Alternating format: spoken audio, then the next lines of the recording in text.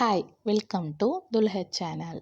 இன்றைக்கி என்ன ரெசிபி பார்க்க போகிறோம் அப்படின்னா, பிரியாணிக்கு செய்யக்கூடிய அந்த கத்திரிக்காய் பச்சடி தாங்க. அது எப்படி செய்கிறதுன்னு வாங்க பார்க்கலாம்.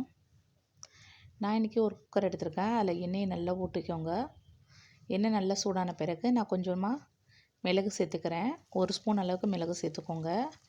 இப்போ இதில் ஒரு வெங்காயம் 1 இல்லை 1.5 அளவுக்கு வெங்காயத்தை நறுக்கி இதில் சேர்த்துக்கோங்க.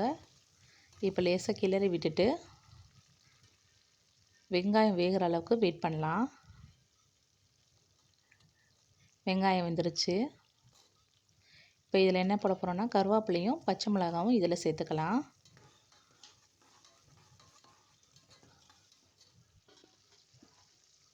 சேர்த்து நல்லா கிளறி விடுங்க.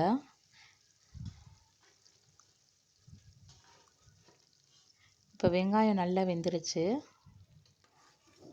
இது ரொம்ப ஈஸியாகவும் ரொம்ப சிம்பிளாகவும் செய்யக்கூடிய ஒரு ரெசிபி தாங்க. கல்யாண வீட்டில் செய்யக்கூடிய பிரியாணி செய்கிறோம்ல, அதுக்கு கத்திரிக்காய் பச்சடி எப்படி செய்கிறது தான் இது. பாருங்கள், நல்ல வெங்காயம் வெந்துருச்சு. இந்த ஸ்டேஜில் நம்ம ஒரு தக்காளி இதில் சேர்த்துக்கலாம். தக்காளி சேர்த்தாச்சு. இப்போ நல்லா இதை மிக்ஸ் பண்ணி விட்டுருங்க. ரொம்ப ஈஸியாக செய்யக்கூடிய ஒரு ரெசிபி தாங்க. வீட்டில் நீங்கள் இதை மறக்காமல் ட்ரை பண்ணுங்கள். அதுக்கு முன்னாடி என் சேனலை இன்னும் சப்ஸ்கிரைப் பண்ணாதவங்க இருக்கீங்க அப்படின்னா மறக்காமல் சப்ஸ்கிரைப் பண்ணிக்கோங்க. அப்போ தான் நான் போகிற வீடியோஸ் உங்களுக்கு நோட்டிஃபிகேஷனில் வரும். மேலும் உங்களுக்கு ஏதாவது டவுட்ஸ் இருந்துச்சுன்னா கீழே கமெண்ட் பாக்ஸ் இருக்குது, கமெண்ட் பண்ணுங்கள். வெங்காயம் தக்காளத்தை நல்லா வதக்கி விட்டுட்டு இப்போ இதுக்கு தேவையான அளவு உப்பு சேர்த்துக்கோங்க. நம்ம உப்பு எதுக்கு சேர்க்குறோம் அப்படின்னா, வெங்காயம் தக்காளி நல்லா மசிஞ்சு வேகிறதுக்கு. நான் இப்போ கத்திரிக்காய் ஒரு 2-3 கட் பண்ணி வச்சுருக்கேன். இந்த மாதிரி கட் பண்ணிக்கோங்க.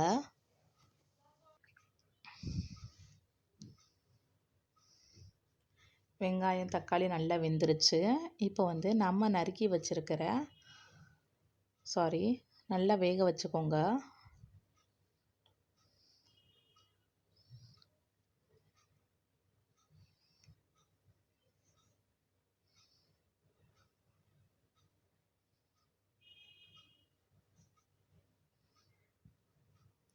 இப்போ இதில் நம்ம கொஞ்சமாக மிளகாய்த்தூள், அதாவது தனி மிளகாய்த்தூள்னு சொல்லுவோம், அது கொஞ்சமாக ஆட் பண்ணிக்கோங்க. 1 ஸ்பூன் அளவுக்கு நீங்கள் ஆட் பண்ணிக்கோங்க. அப்போ அது எண்ணெயில் நம்ம சேர்த்தோம் அப்படின்னா நல்லா கலர் கொடுக்கும். அதனால் நம்ம சேர்த்துக்கிறோம். இதுக்கு கலர் பொடிலாம் தேவைப்படாது, நல்லா ரெட்டாக இருக்கும். இப்போ நம்ம நறுக்கி வச்சுருக்கிற கத்திரிக்காயை இதில் சேர்த்துக்கலாம். ரொம்ப சட்டுன்னு செய்யக்கூடிய ஒரு ரெசிபி தாங்க இது. பிரியாணிக்கு சைட் டிஷ்ஷாக நம்ம சாப்பிடக்கூடிய ஒரு ரெசிபி தான் இது. வீட்டில் மறக்காமல் நீங்கள் ட்ரை பண்ணுங்கள். பிகினர்ஸ் கூட இதை ட்ரை பண்ணலாம். பாருங்கள், நல்லா இப்போ நல்லா ஃப்ரை பண்ணி விட்டுருங்க. அடியிலேருந்து கிளறி விட்டீங்க அப்படின்னா நல்லா ஒரு எண்ணெய் எல்லாமே சேர்ந்து இப்போ வேகும். இப்போ கத்திரிக்காய்க்கு தேவையான அளவு உப்பு சேர்த்துக்கோங்க. அதுக்கப்புறம் ஒரு சின்ன கிளாஸ் அளவுக்கு தண்ணி ஊற்றிக்கோங்க. ஊற்றி குக்கர் போட்டு மூடி விசில் வச்சிடலாம். இந்த கத்திரிக்காய் நல்லா வேகிறதுக்கு மினிமம் ஒரு 2லேருந்து 3 விசில் ஆகும். ஸோ இதை நம்ம மூடி வச்சிடலாம். இப்போ நல்லா வெந்துருச்சு. இப்போ விசிலை லேசாக கிளப்பி விட்டு ஓப்பன் பண்ணிடலாம் குக்கரை. பாருங்கள், கத்திரிக்காய் நல்லா 1-2 நல்லா வெந்து நல்லா இதாக இருக்குது. இப்போ நல்லா கிளறி விட்டுக்கோங்க. உங்களுக்கு முழுசாக இருந்தால் பிடிக்கும் அப்படின்னா ஓகே. நான் லேசாக மசிச்சு விட்டுக்கிட்டேன், கொஞ்சம் கிளறி விட்டுக்கிட்டேன். பாருங்கள், கலரே நம்ம போடலை, ஆனால் கலர் போட்ட மாதிரி எந்த அளவுக்கு ரெட்டாக இருக்குதுன்னு பாருங்கள்.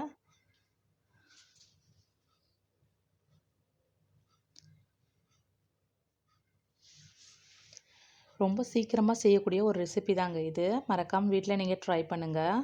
அவ்வளோதான். இப்போ நல்லா இதை கொதிக்க வச்சிடணும். இப்போ ஒரு சின்ன ஃப்ரை பேன் எடுத்துக்கோங்க. அதில் நம்ம மல்லாட்டை பருப்பு, அதாவது கடலைப்பருப்புன்னு சொல்லுவாங்க, நம்ம அதை சேர்த்துக்கலாம்.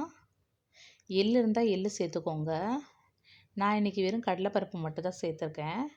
லேசாக அதாவது கடலைப்பருப்பை நல்லா ஃப்ரை பண்ணிடுங்க. ஃப்ரை பண்ணிவிட்டு அதை நல்லா ஆற வச்சு மிக்ஸி ஜாரில் போட்டு நல்லா அரைச்சிருங்க. பவுட்ரு ஆக்கிட்டோம். இந்த பவுட்ரை நம்ம இதில் சேர்த்துக்கலாம்.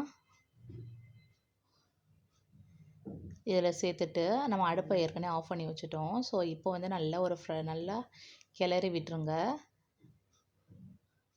பிரியாணிக்கு ஏற்ற சைட் டிஷ்ஷு ரெடி ஆகிடுச்சு. மறக்காமல் இந்த ரெசிபி உங்களுக்கு பிடிச்சிருந்துச்சுன்னா கண்டிப்பாக ட்ரை பண்ணுங்கள். மேலும் உங்களுக்கு பிடிச்சிருந்துச்சுன்னா லைக் பட்டனை ப்ரெஸ் பண்ண மறந்துடாதீங்க.